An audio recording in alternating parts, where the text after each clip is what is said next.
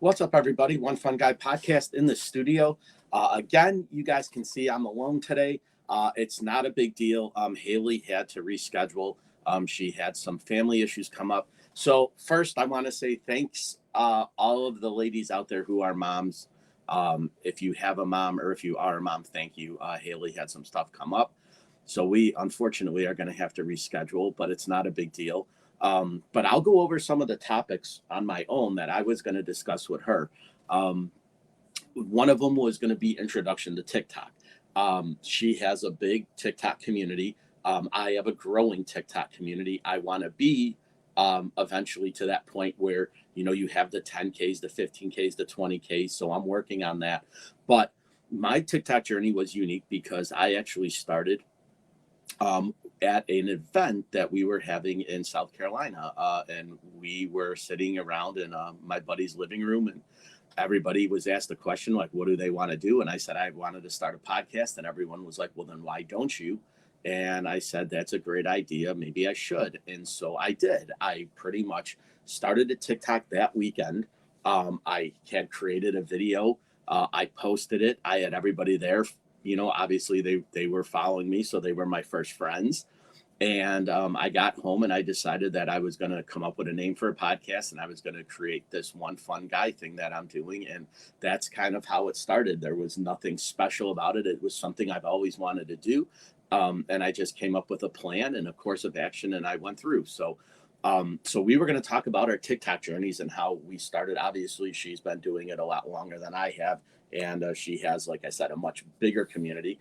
So that was one of the things we were going to talk about. And then the other thing we were going to talk about is the power of networking, right? Using social media to form interactions with people that become friendships, that become relationships, that become kind of this molded, interesting thing where you are involved in somebody's life that you might have never ever met, right? So it's a weird concept to think about because most of the people that you are involved in their lives, you know them personally, right? You've met them in person, you've seen them, you've interacted with them, you've talked to them, been to their house, your contacts in their phone, they can reach you at any time. But with social media, it's a different kind of relationship with friends that you form, right? You can pretty much get to know somebody that you've never met. They could be across the country, they could be across the world, right? So it's a unique anomaly that, it takes some type of preparation to plan to do this, right? So just by sending a message to somebody on social media, something as simple as, hey, I like your contacts. I like what you do, and they respond back, thank you. Now you could just leave it at that and you can go your own way and they go their way, and the message just gets lost in the void of social media. However, you can respond back, right? You have that ability to say, I would like to follow you if you follow me back. Would you be interested in doing that? Now they have the perspective to not answer you back, right? They could just leave it and walk away and that's it.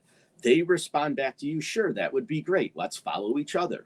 You like a comment on one of my posts, I'll comment on one of your posts. Now you reply back, okay, great. So now there's a basis of a conversation that's to be had where you've just networked with somebody that you've never met. They are a complete stranger. And it's my opinion that it's much easier to do that than it would be to go out to a movie theater or a show or a concert or a dinner or something like that and start talking to somebody at the table next to you, right? Most people would not do that. They would not turn to somebody and say, hey, why are you here? Who is this person you're with? They're going to look at you like, why are you talking to me? Why are you getting into my business? Why are you asking questions? I'm trying to enjoy my whatever with my other person, right? Could be a spouse, could be a brother, sister, could be a friend, could be whatever. But you wouldn't normally do that in a social setting, right? You wouldn't walk up to a complete stranger and ask them why they're here. What are you doing here? But you have, at least my standpoint of this is that on social media, you would ask that question, right? What brings you to this platform? Why are you here? Why are you putting out the content that you are putting out? you ask all these questions and they respond to you and you get informative answers. And that's kind of what I was going to talk to Haley about, was how do you, do that, right? Because you don't want to overstep boundaries, right? You want to maintain some type of cordialness in your actions, right? You don't want to overstep that bound, but at the same time you want to ask the questions to be like, what made you make that video? Why did you decide to put your family in there? Why did you decide to put your spouse in there? Why did you decide to put your kids in there, right? Because those are private things. But when you're a public figure, or you're becoming a public figure, you have to talk about the things that are happening in your life, right? You have to be social with social media. And so it's a very interesting demographic, because when you're doing something that puts you in the spotlight, you have to basically take what comes with that, right? You have to take the comments, good or bad. You have to take the necessity of the context of what you're talking about, good or bad. You have to take every comment that comes with it, good or bad. You have to take the discussion that comes with it, good or bad, right? So if you're open to talk about things, if you say something and somebody disagrees with you, you can either respond back to what your stance is and why, or you could just let it be, right? You can just kind of go, oh, leave it sit there. So it's a very unique perspective on what you want to do. Now, some of my friends post controversial stuff, right? Whether it's political, whether it's religious, whether it's, something that gets the pot going, right? It makes you think, why would they post that, right? Now, some of the times you just chuckle and say, okay, that's funny, right? And you kind of go on. And then sometimes you wonder, like, what is it they're trying to do, right? Are they trying to get a reaction? Are they trying to, start a conversation? Are they trying to, promote something, right? And sometimes it's a risk doing stuff, right? You have to be cognizant of what you're putting out there, the information that you want to have be seen and be maybe possibly argued over, right? So when you're doing that, it is controversial, right? Because you post a picture of yourself somewhere where you think you're just having fun, and then somebody else says, well, why are you there? And your response is, I like this thing, right? Whether it's a band or a movie or whatever it is, right? But it might trigger somebody's attitude towards why you are there, right? Like, why would you go and see that band, right? And you could say, well, I've been a fan of them for a while. And they could say, well, did you know this about them? And you can respond that, yes, I did, but it doesn't matter to me. Or you can respond back, no, I didn't. I had no idea, right? So it's just a unique thing for what you try to do in this social media perspective, right?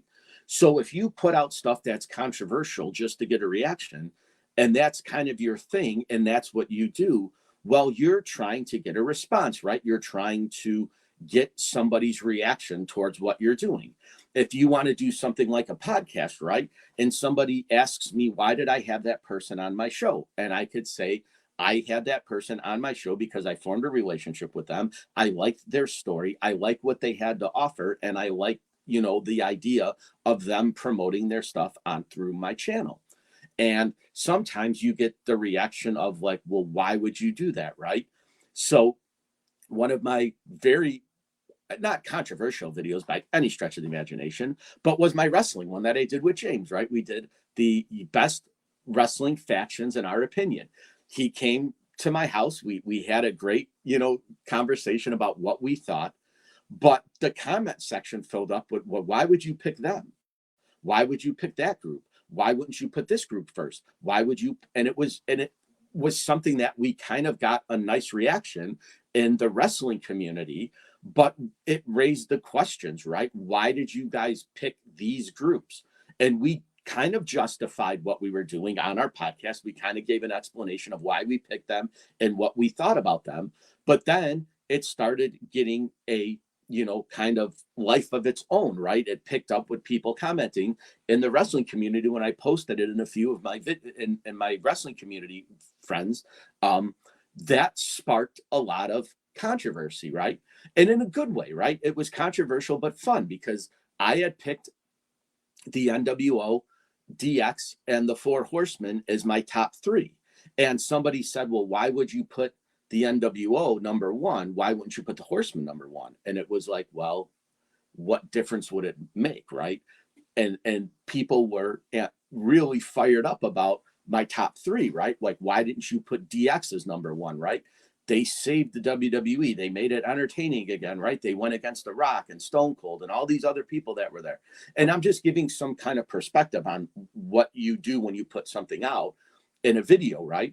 So I didn't want it to spark anything, right? We were just having fun. Me and James were down here talking about wrestling and stuff we like. Obviously, you can see I'm a wrestling fan, and I have the the wall of all my wrestling stuff over here, and I got the Young Bucks sitting back there, right? So like I'm a wrestling fan, but it was just something that sparked, right? That little bit of kind of opinion and some factual basis to like why you picked them, and it was an interesting thing, and it took a life of its own. And it's the anomaly of social media that you don't necessarily mean to spark anything by doing it, but it just sometimes happens by nature, right? So then it was going to go into my other question of her. And when I have her back on as a guest, we will definitely talk about all this stuff, but you'll get her perspective of what you're doing. This is just my perspective, right? So I like to reach out and chat with people, right? Now, sometimes I get the response I appreciate you wanting me to be on your podcast. I just don't want to, and I'm fine with that, right? I'm not going to beg. I'm not going to, try to convince somebody otherwise. But I always leave the door open to say, if you ever change your mind, it's something that I would have you consider doing down the road. I'm here. Reach back out to me and do that. And that's happened twice now. So my next guest next week is going to be Brain Damage Beth, right? She came on and I met her through one of my TikTok lives. And she had this incredible story about how she had brain cancer and how she fought it and how she beat it. And she has a different perspective on life now and the way things happen and like what goes on. And I was captivated by her story. So I was like, be a guest on my podcast. She's like, sure. Can I ask a question? I said, absolutely. She's like, can I have somebody with me just in case you ask me a question and I forget what the question is? And I was like, well, don't worry about it. I'll remember the questions. I'll jot them down. And if you forget, we'll just revisit it. And she's like, okay, great. I'll see what I can do. So it's just one of those kind of things where, like, if I didn't have this social media platform that I have, I would never have had her as a guest, and I wouldn't have got to know her and all about her and her family and what they do and how supportive they are of her and the network she has of people, and how she was able to beat cancer and a tragedy and things that obviously altered her life in a very different way than she probably ever had planned. But it's a unique perspective. So from my standpoint, that's what I do. And I created this podcast for that reason, right? It was an outlet for me to give me something to do as a hobby, but it was also allowing me to meet interesting people and use that as a platform to either help somebody tell their story or to get my story to be heard. And it may be a different perspective, right? Maybe something more unique, or maybe from the perspective that you didn't realize that could have happened before. And it's like that with everybody's podcast, right? If you're in the podcast game, you want to have interesting people, right? Now, there are plenty of podcasts where people just go live and they talk about their opinions of things, right? An event will pop up and it will be discussed, right? And so me and Kelly kind of did that yesterday on the pod cult when we talked about the Jane's Addiction thing, right? I'm a rock fan, right? Rock and roll, heavy metal music, right? I'm that realm. I like all kinds of music, but I prefer hard rock and heavy metal. And the Jane's Addiction reunion started off with Perry Farrell basically punching Dave Navarro on stage in the middle of the set. And we talked about that, right? Now, we sparked a 2-hour conversation over something that just literally happened the night before. And then that rolled into the Linkin Park thing, right? They got a new singer, Samantha. I forget her last name. But she replaced Chester Bennington in Linkin Park. And we talked last night for about 2 hours, pretty much on those two subjects, right? Those were our main focal points of our podcast, right? Was Chester being replaced and Dave Navarro getting hit by Perry Farrell, right?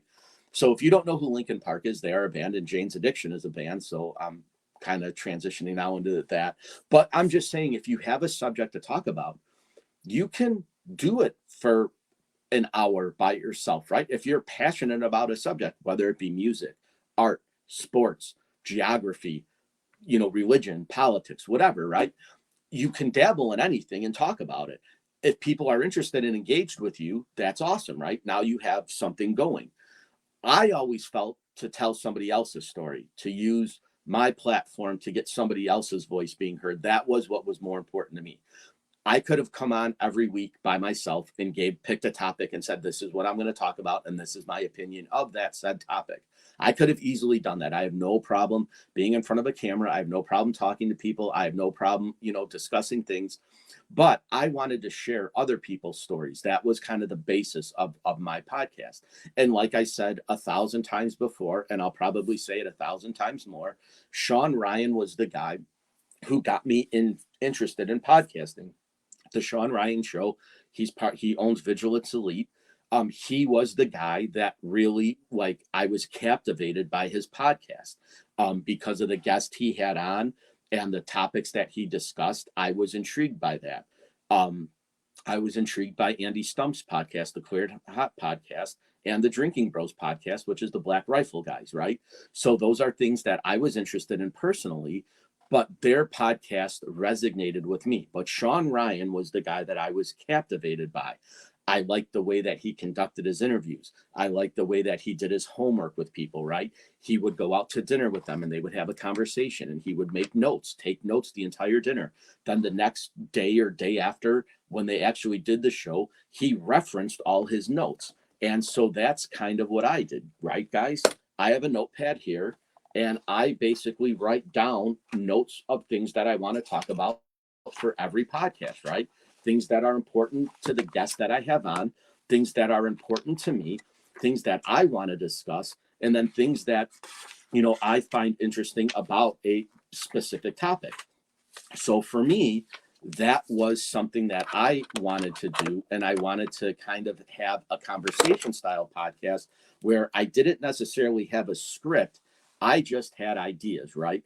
That was my big thing, was that I kind of wanted to just almost wing it, but have some kind of basis of what I was doing, right? Have some kind of talking points, but let the conversation flow naturally. That was always my goal for the podcast. And again, Sean Ryan did that in his. He would basically have some talking points, but he would let the guests talk. He would ask questions and the conversation would just kind of flow however it ended up being, right? And that's exactly what I wanted. That's what I thought my podcast would be. So having, Haley have an emergency come up and having to reschedule just kind of brainchilded what I had written down to ask her, right? What we were going to do and what we were basically going to talk about on our podcast. So I figured I would just go live and kind of give it, some background of like how I conduct my podcast, where I want it to go, what direction I want to have it in. So I have a bunch of future guests lined up, right? That we're going to talk about and things we're going to do, which is great for me, right? Like that's kind of the big thing. But there are certain things that like I want to do. So I was talking to Greg, right? Greg Watchman. Greg was on my podcast. We talked all about watches. We met up at Wind Up Chicago. We had a great conversation. We said, let's get together and plan out another podcast. And that's exactly what I'm going to do. So he's going to be the person that I reach out to next about coming back on my show.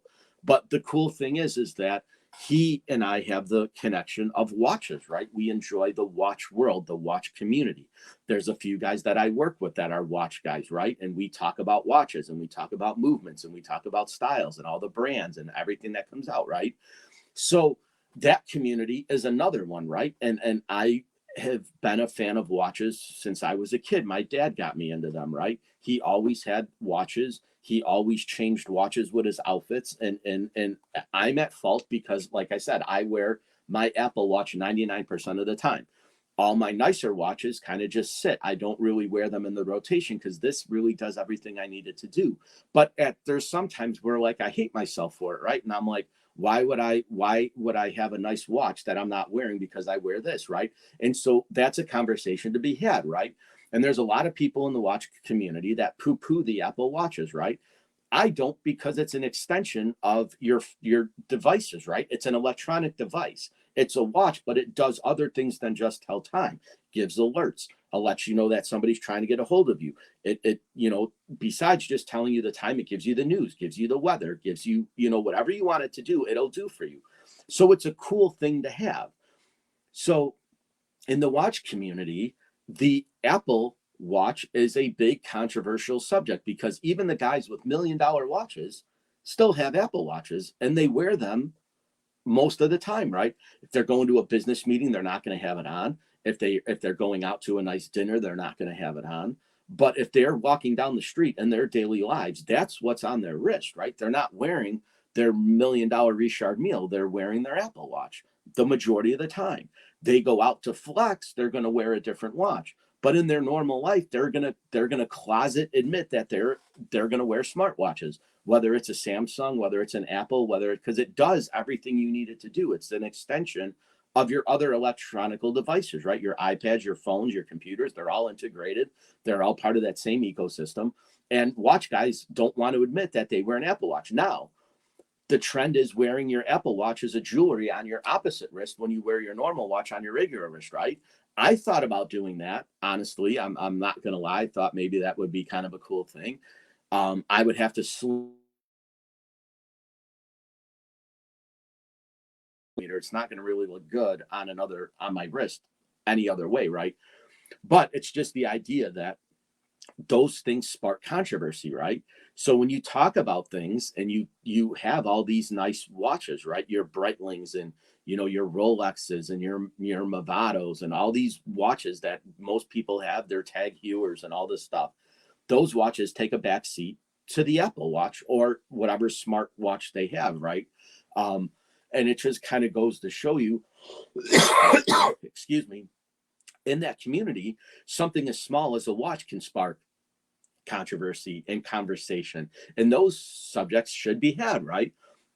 I'll argue all day long of why I wear an Apple Watch, right? I have nicer watches, but this is on my wrist 99% of the time. The other 1% are my Seikos, my Citizens, my Breitling, my Tag, all my other watches. But in the rotation, this is my go-to watch pretty much daily, right? That's what I wear. Um, so again, things like that start topics of discussion that start, the flow of communication within a group, right? So I'm a part of watch groups as well as I am music groups, as well as I am truck groups, as well as I am, wrestling groups and all the other stuff that I find that I like, right? But I find other things entertaining, right? Now, I'm not a watch collector by any stretch of the imagination, right? Like I have a few nice watches and that's pretty much it, right? Like I don't have hundreds of watches. I think maybe I have 15 or 20 watches, which is good, right? But some collections are into the hundreds, if not thousands of watches, right? From different time spans in their lives, right? And they can pick a watch and say, I bought this and I wore this because, or I liked this watch and I have it because, right? So they can justify. And again, those are fun conversations to be had because I will look at a watch and say, well, why would you buy that kind of watch, right? Why would you spend the money on that? And they'll give a reason why, right? And most of it is because they enjoy it, right? It brought them happiness. It put a smile on their face. When they put on their, $50,000 watch, it brings them joy, right? And if you have that kind of money to play with, awesome, right? I, I wish I had it, right? Like I wish I can go into a watch boutique and say, okay, I want this, this, and this, put it on my credit card and walk out with it, right? I don't have that luxury.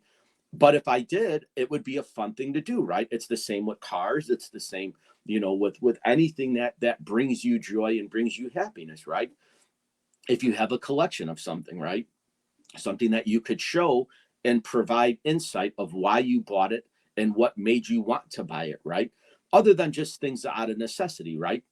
Between things that you need in your daily lives, like clothes or shoes or things like that, right? People collect gym shoes, right? They have a big collection. They can wear different shoes with every outfit, right? That's awesome. If that's what you're passionate about and that's what makes you happy and that puts a smile on your face, awesome. Go for it. Live your life, right? Those are your little things that make you happy, right? And somebody can turn around and say, why would you spend $500 on a pair of gym shoes that you only wore once, right? Well, what difference does it make to you? They obviously had the money to buy that gym shoe. Does it matter if they wear it once or 1,000 times? Like, it doesn't affect you. Appreciate the fact that they were able to spend the money on something that they wanted to buy and they bought it, right? And we all have those guilty, pleasures, right? If you want to go buy something and you're like, I don't really have the money to buy this, but I really want it, and you do it anyways, right? I say go ahead. You only go around once, right? You can't take anything with you. Somebody said there's never a U-Haul behind a hearse, right? You can't take any of this stuff with you. So enjoy it while you're here. So if the little things make you happy, then enjoy the little things. And again, that's a different conversation to be had altogether, right? I could probably spend an hour talking about, the things that, bring me happiness personally, or bring things to other people, happiness, in the way that they go about their daily lives and what they want to talk to you about, right? Hey, I bought this last weekend. And they'll tell you all about, you could tell the happiness and the excitement in their voice, right? Of the thing that they bought. They want to show it off. They want you to see it. They want you to be a part of it. They want you to enjoy the experience like they enjoyed the experience, right? And that's awesome. That's what humanity is all about, right? It's accepting other people's happiness and other people's joy, right? They obviously are excited enough to tell you about something that happened to them. So they're, putting that out to you that, hey, this is, I went to see this movie and I thought it was amazing, right?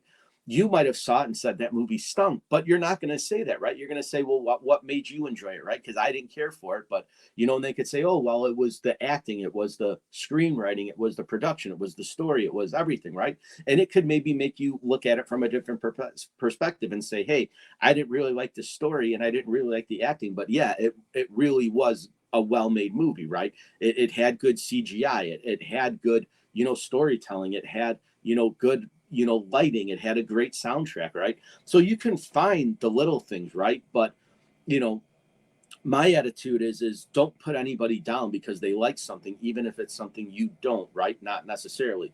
Just let them have their moments, right? Just embrace it. That's what life is about, right? I don't like everything that all my friends like, right? There's some things that I'm like, this is not my thing, but I'm not going to put them down for it because they like it, right? Like, that's just, you don't really do that. You don't trigger those negative responses. I'm all about the positive ones, right? So I want to hear what brings you joy, right? I want to hear the movie, you saw. I want to talk about the wrestling show last night, or the rock concert we went to, or the other things that we're involved in, right? Like, because we all have personal happiness, right? We all like doing things that make us, happy, right? And in my life, right, I listen to hard rock and heavy metal. So I go see some obscure bands and people are like, why would you go and see them? It was like, because I wanted to. I like their music, right? I didn't invite you because I knew you weren't going to go, right? I would have said, hey, come to the show with me, but I knew you were going to say, no, it's not my thing. So I enjoyed it. You don't have to, but I'll tell you about it because I went, right? So it's just those things, right? We can look at, that kind of script in our daily lives, right? Everything that we do, all the little things that we enjoy, pictures we have, things, when you go to somebody else's house and you look at their motif, right? And you look at how they have their house set up and artwork that they have, and figurines and knickknacks that they have, right? Everybody has their own taste, right? Why do they have that particular art piece hanging there? Was it a family thing that was passed down from generation to generation? Did they just walk into Hobby Lobby and say, I like that, I'm going to buy it, right? There's different things, right? People have, different, styles that they go with, right? People change things up. They have different, abilities and agendas, right? They have things that are, you know, particularly exciting for them at that very moment. And then a year from now, they could say, well, I've had this for a year. It was great then, but it's not great now. I'm going to go buy something else. And they do, right? So, but they have those moments, right? They remember going to the store and buying that particular thing. They remember liking it and seeing it and say, hey, that would look good on the wall. That would look good in the foyer. That would look good, right? They have that kind of, reasoning behind why they bought it, and they justify why they did it, right? And so when they change it up, they could say, listen, we enjoyed that for this many years, but we move that to the other room, and now we have this one here, and it's a new story. And it could be something as simple as an action figure you might buy, or a movie poster you might get, or something you've wanted and you saved up for it and you bought it, right? Now you're displaying it, right? A limited edition artwork or something like that, right? So it's just the little things in life, and it's just, from where I am now to a half an hour ago when I started about why I started a TikTok and why I started a podcast. These are just kind of the intricacies of going live and things that you talk about and topics that you have to discuss, right? And that's pretty much how I pick my guests, number one. But number two, that's why I want to have guests on. It's not, I could do this every week by myself, right? Pick a topic and talk about it for 30 minutes or 40 minutes or however long I decide to go, right? I have no problem doing that. I've been live now for about a half an hour, and I could probably talk for a half an hour more. I'm not going to, but I'm just saying I could, right? So if you have a podcast, awesome. Hook me up. Let me know what your podcast is about. Introduce me into your world. Don't be afraid to reach out. Don't be afraid to network. That's kind of where I want to end this with is don't be afraid to reach out, send somebody a message. It might go somewhere where you didn't expect it to go. You could forge a new friendship. You could forge a new relationship. Just don't be afraid. Let people in. It's okay. It's fine. Obviously, have a little bit of wit about you when you do it, but, nonetheless, embrace the unknown, right? That's what I'm trying to say, because there could be somebody on the other side of the world that, is into the same things you are. And if you don't ever send them a message and they don't ever send you one, you would never know. So all I'm saying is take the opportunity to reach out. I hope you guys like the One Fun Guy podcast. I'm going to do my best every week to bring the best and most entertaining podcast I can to you guys. These videos I'll go live on my YouTube channel, guys. The link is in the description of the video. It's floating across the bottom of the screen right here. So if you can please subscribe to my YouTube channel, it's One Fun Guy podcast. That would mean the world to me. I'm trying to boost that and get that going. But with that being said, guys, I just want to wish everybody a happy Sunday. Thanks for hanging out with me for this little bit. Haley will reschedule. I will have her on hopefully in 2 weeks. I have Beth next week, and then the week after that, I have another guest as well. So we'll figure it out. We'll definitely go from there. Haley, like I said, had some stuff come up. She wasn't able to make it today, but we will be back next weekend with Beth, and then I'll try to get Haley back on. Hopefully in a few weeks we can fit her into the schedule. My October's filling up, so we might have to go into November, depending if I can. Maybe I'll do 2 in a week just to get her back on. And go from there. So with that being said, guys, I just want to thank you all for being a part of the One Fun Guy podcast. If you could like and subscribe to my stuff on YouTube, follow me here on Facebook, send me a friend request, shoot me a message. I'm over on TikTok, One Fun Guy podcast. I'm also on Instagram, One Fun Guy podcast. I did start another podcast called The Pod Cult. I do with Kelly. We talk about hard rock and heavy metal music. If that's not your thing, it's cool, but if you could just subscribe and like what we do, that would help us out a lot. The One Fun Guy podcast obviously is my bread and butter, so that's kind of what my focus is. But I enjoy talking about hard rock and heavy metal music, and Kelly's a great partner. He's a great co-host, and we have a lot of fun talking, and we have a good time doing it. So if you guys, like I said, can like this video, share this video, subscribe to my YouTube channel, that would help me out a ton. I definitely appreciate it, guys. Everybody have a great Sunday. I will see you again next Saturday morning with Beth. That's going to be awesome. So tune into that. I'll put out a bunch of stuff on my social media for that. And we'll see you guys all next Saturday morning. So have a good weekend, guys. Have a great week, and I'll see you next weekend.